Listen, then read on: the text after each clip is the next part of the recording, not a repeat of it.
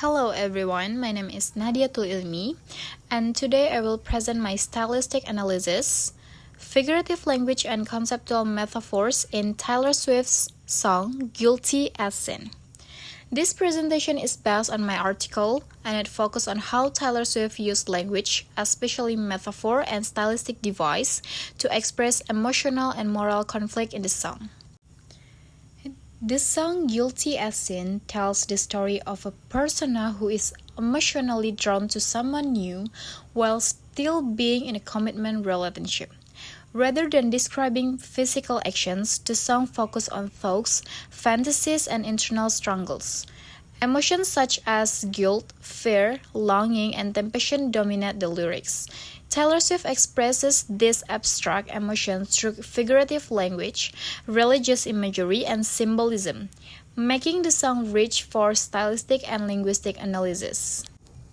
Previous studies such as Sanjaja and Afriana in 2025 and Setiawati and Mariani in 2023 show that Taylor Swift frequently relies on metaphor and symbolism to convey emotional conflict. Therefore, this song fits well within stylistic studies that examine how linguistic choices shape meaning, tone, and physiological depth. Based on this background, this study addresses three main issues. First, it examines the stylistic features used in the lyric of Guilty as Sin. Second, it investigates how conceptual metaphors are used to construct the theme of forbidden desires. Third, it analyzes how figurative language creates emotional tension and moral conflict with the song. The purpose of this study is not only to identify stylistic devices, but also to explain their function. Specifically, this study aims to analyze figurative language, imagery, diction, and rhetorical device, apply conceptual metaphor theory by Lakoff and Johnson, and explain how these linguistic choices contribute to the emotional and moral meaning of the song. This study is significant because it demonstrated how contemporary song lyrics can be examined as literary texts. By analyzing Guilty as Sin, this research contributes to discussion in linguistics, literature, and stylistic, particularly in the study of metaphor, symbolism, and emotional expression in popular music.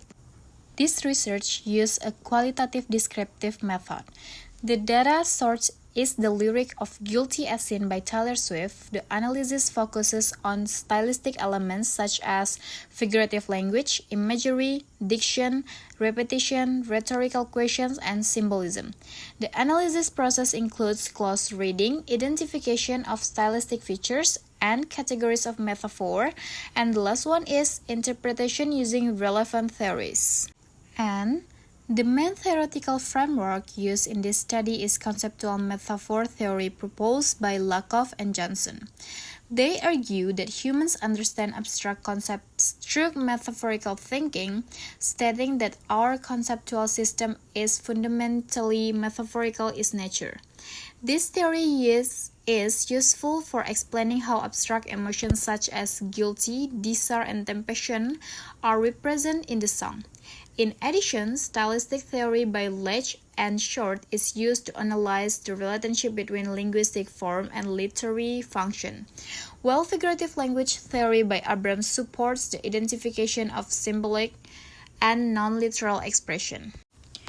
The analysis shows that religious metaphors are central to the song's emotional meaning. For example, the line, "I choose you and me religiously," reflects the conceptual metaphor, love is religion. Here, love is presented as a sacred commitment, which intensifies the person's moral dilemma when forbidden desire appears. This metaphor is not decorative but functions as the foundation of the inner conflict. Another important example is the imagery. Rolling the stone away, which alludes to resurrection imagery from religious narratives. This imagery represents desire as something that returns after being suppressed. Within conceptual metaphor theory, this can be categorized as an ontological metaphor, where desire is treated as a living force that can awaken and disrupt moral stability. Rhetorical questions such as "Am I guilty as sin?" function as moments of self-reflection.